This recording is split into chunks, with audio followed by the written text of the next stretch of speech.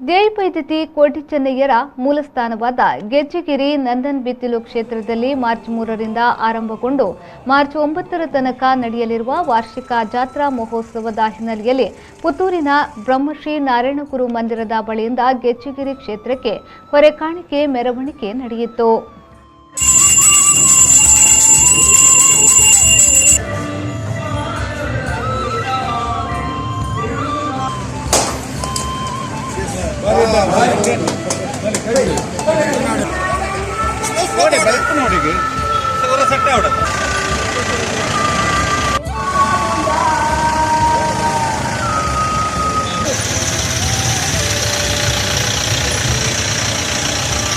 ಶ್ರೀ ಕ್ಷೇತ್ರ